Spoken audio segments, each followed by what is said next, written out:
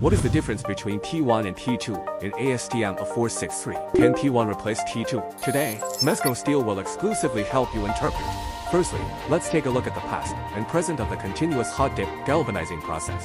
From 1930 to 1931, the Sengomir process was born, and the emergence of the continuous hot-dip galvanizing process marked the beginning of the era of large-scale industrial production of coated steel. In 1939 to 1940, based on the Sengomir method, the American company AMCO developed aluminum-plated steel plates. However, for over 50 years, aluminum-plated steel plates were not widely used due to their poor processing performance, where molten aluminum quickly formed Fe, Ai-based metal compounds upon contact with the steel base. This alloy was hard and brittle, which would seriously affect the plastic formability of aluminum-plated steel plates. In 1999, ArcelorMittal successfully developed aluminum-silicon steel plates, which solved the above-mentioned defects by adding a certain proportion of silicon to the coating, further improving the processing, heat resistance, and corrosion resistance of the steel plates.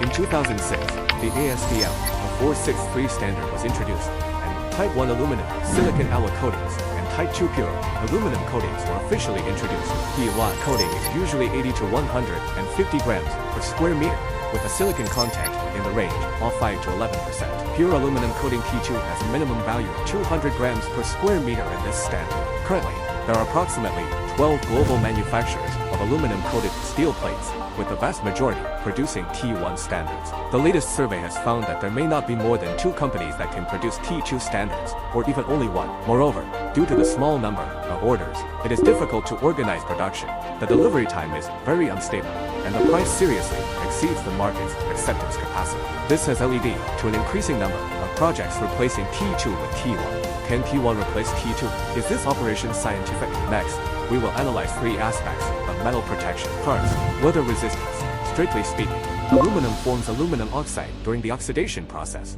while silicon forms silicon oxide. The stability of aluminum oxide is slightly better than that of silicon oxide, but if the chemical bond between the two is to be broken, it must reach at least 1700 Celsius and 2050 Celsius. Therefore, in general application scenarios, there is no significant difference in weather resistance between the two, as the energy required to destroy alloy and SiO is too large. If we have to make a comparison, T1 is slightly weaker than T2 in this regard. Second, chemical resistance. Because aluminum is a reactive metal and silicon is a non-metal, aluminum silicon coated steel plates have better chemical resistance than pure aluminum coatings in acidic and alkaline environments. Therefore, in this regard, T1 is significantly better than T2. Third, mechanical resistance. Due to the presence of silicon, the aluminum silicon coating not only does not form a rich FEL hardening layer on the surface of the steel substrate, giving the aluminum silicon steel plate better processability, but also makes the alloy coating slightly harder than pure aluminum coating. Therefore, in this regard, T1 is significantly better than T2.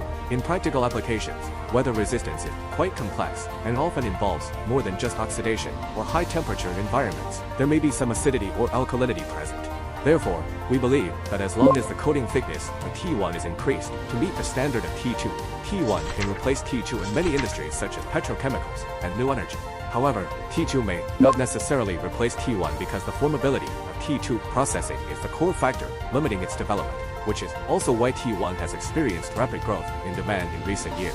Users can confidently use T1 products. The above is the conclusion drawn by our company based on industry characteristics, material characteristics, element properties, and other aspects after consulting and researching various manufacturers and consulting a large amount of literature. And we boldly predict that pure aluminum T2 coating may be discontinued and eventually disappear due to its very high price, difficulty in organizing orders, long delivery time, and other factors. The above information is for reference only. MESCO Steel is always committed to new technologies, materials, and processes. If you have any needs or doubts in this area, please feel free to discuss and exchange ideas.